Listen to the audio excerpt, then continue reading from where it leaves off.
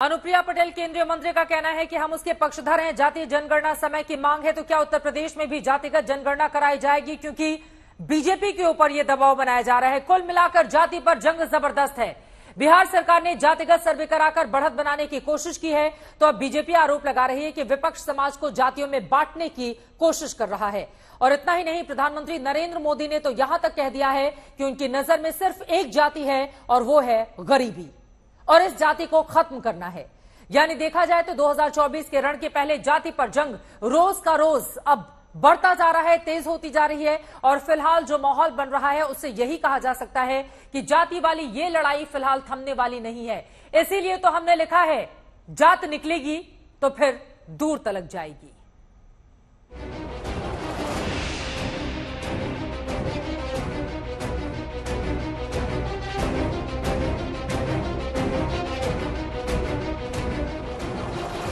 इसे 2024 चुनाव से पहले सियासी शह और मात का खेल ही कहेंगे कि पिछले महीने महिला आरक्षण बिल पास कराकर पीएम मोदी विपक्षी दलों को बैकफुट पर लाए, तो 2 हफ्ते बाद नीतीश कुमार जाति सर्वे के आंकड़े के साथ मैदान में उतर आए। तो सवाल ये है कि क्या जाति वाली गिनती के साथ इंडिया गठबंधन ने बीजेपी के खिलाफ 2024 के चुनाव का एजेंडा सेट कर दिया है?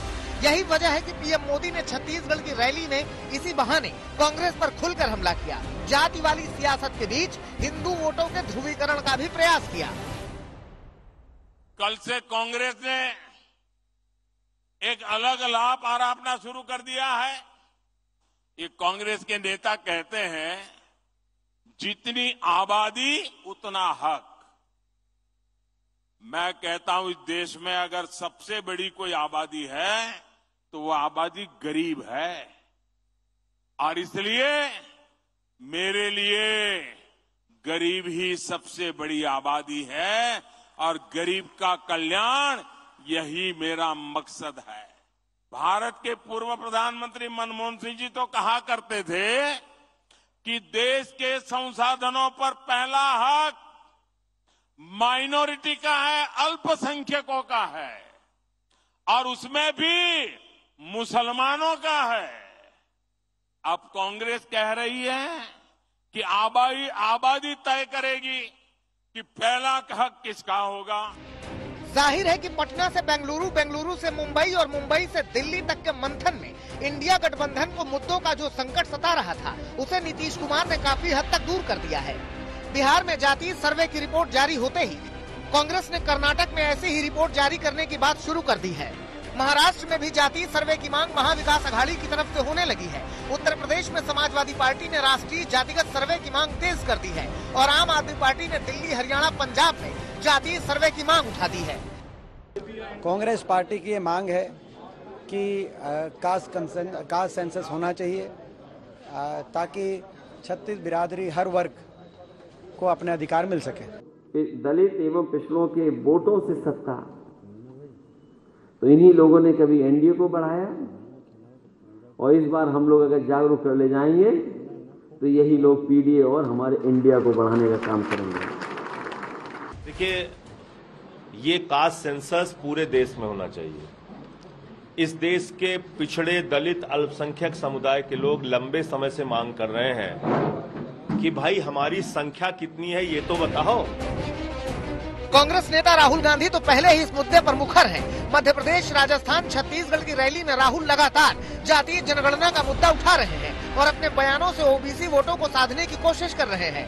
भाई और बहनों, कास्ट सेंसस हिंदुस्तान का एक्सरे है। इससे पूरे देश को पता लग जाएगा कि ओबीसी कितने हैं, दलित कितने हैं, आदिवासी कितने हैं, महिलाएं कितनी हैं, जनरल कास्ट के लोग कितने हैं। सारा गणित सियासी है, कोशिश वोटों को साधने की है। क्योंकि 2014 में देश में ओबीसी वोट का 47% हिस्सा क्षेत्रीय दलों को मिला। 34% ओबीसी वोट बीजेपी के खाते में आए, लेकिन 5 साल में ओबीसी वोट का गणित पलट गया। बीजेपी का ओबीसी वोट 44% हो गया, क्षेत्रीय दलों का घटकर 27%। कांग्रेस दोनों बार 15% ही वोट पाई। आपके लिए पिछड़ी जाति में पैदा होना वो राजनीति का खेल होगा। मेरे लिए पिछड़ी जाति में पैदा होना मां भारती की सेवा करने का सौभाग्य है और कुछ नहीं। बिहार से जातीय सर्वे की शक्ल से निकली सियासत अब बहुत दूर तक जाएगी और आंकड़ों को लेकर शुरू हुई सियासत 24 के चुनाव में अपना असर दिखाएगी। आज तक ब्यूरो। बिहार से निकली जाति वाली जंग अब पूरे देश में अपना असर दिखा रही है। अलग अलग राज्यों के क्षेत्रीय दल मांग कर रहे हैं कि उनके राज्यों में भी जातिगत जनगणना कराई जाए। बिहार में नीतीश कुमार ने इस मुद्दे पर बढ़त बना ली है और बीजेपी इसकी काट ढूंढ रही है और पूरी राजनीति जाति के ही इर्द गिर्द घूम रही है।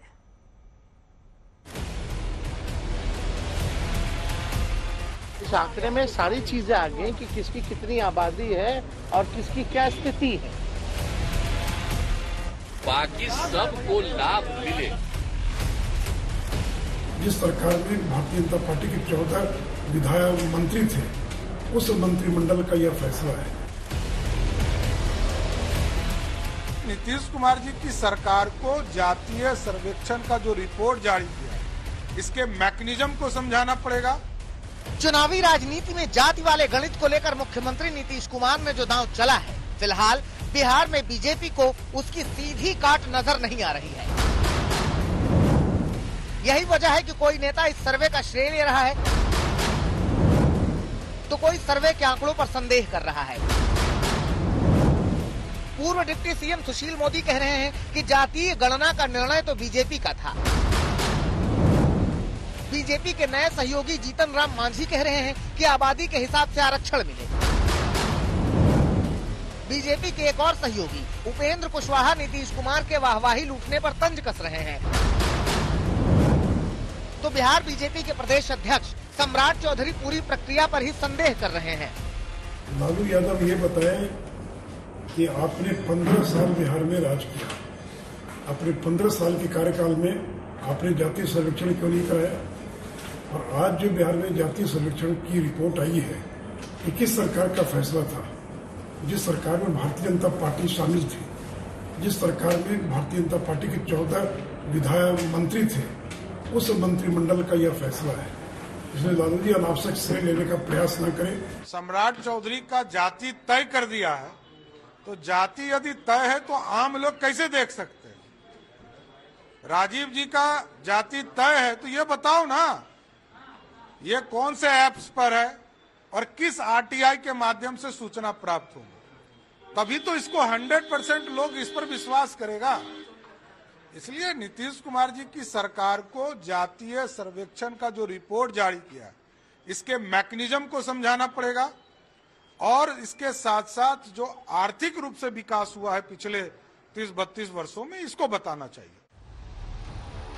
कुल मिलाकर सीएम नीतीश के विरोधी बस इतना भर कह पा रहे हैं कि सर्वे जल्दबाजी में हुआ, चुनाव को देखते हुए राजनीतिक फायदे के लिए हुआ। आंकड़ों पर सवाल है और अब इसी सवाल पर बिहार की राजनीति में नया बवाल है। कमजोर वर्ग के लोग, नुनिया समाज के लोग, चंद्रवंशी समाज के लोग, मल्लाह समाज के लोग, धानुक समाज के लोग, सब लोग का यही कहना था कि उनके टोला में, मोहल्ला में आज तक किसी ने पूछा ही नहीं। और उसके आधार पे सब लोगों के मन में इस बात की आशंका है कि उनकी संख्या को जानबूझकर कम रखने के लिए तो ऐसा नहीं किया गया। वो इस तरह के कामों में प्रति उनका विश्वास नहीं, उनका एक ही विश्वास है, धर्म के नाम पर धार्मिक उन्माद फैला के, भावना को भड़का के वोट लिया जाए। और बिहार की जो सरकार है, नीतीश कुमार जी की जो सरकार है, वो न्याय के साथ विकास पर 2005 से आज तक चलती रही और इसी का परिणाम है। नीतीश सिर्फ जाति सर्वे तक नहीं रुकने वाले, आने वाले समय में आर्थिक आंकड़े आने की भी बात कर रहे हैं। कैबिनेट की बैठक बुलाई, सर्वदलीय बैठक की और सर्वे की अहमियत समझाने वाली दलील दी। अब आप देख रहे हैं अनुसूचित जाति जनजाति की संख्या बढ़ी है ना, 16 ना भाई, 10 वाला फिगर लीजिए ना, 16% और 1% से थोड़ा कम 1% आप बढ़ करके बढ़ा है ना, देखिए ना फिगर, उनको भी फायदा है तो बाकी सबको लाभ मिले। आखिर कौन लोग हैं जो कचरा साफ करते हैं, नाला साफ करते हैं, कौन लोग झुग्गी में रहता है, कौन लोग मजदूरी करता है, कौन लोग भूमिहीन लोग हैं। और इस आंकड़े में सारी चीजें आ गई कि किसकी कितनी आबादी है और किसकी क्या स्थिति है। आर्थिक स्थिति का भी जो है पता चला है। बिहार सरकार के सर्वे के साथ जाति वाली राजनीति की नई पटकथा लिख दी गई है, जिस पर नई सियासी लड़ाई भी शुरू हो चुकी है। एक तरफ जहां नीतीश और लालू को लगता है कि इस रिपोर्ट के सहारे 2024 लोकसभा चुनाव में महागठबंधन की नैया पार लग सकती है, तो वहीं दूसरी तरफ बीजेपी भी पलटवार के मोड में है और उनका कहना है कि पिछले 10 सालों में नरेंद्र मोदी सरकार ने पिछड़ी और अति पिछड़ी जातियों के लिए जितना काम किया है उतना अब तक किसी ने भी नहीं किया। शशि भूषण के साथ रोहित कुमार सिंह, पटना, आज तक।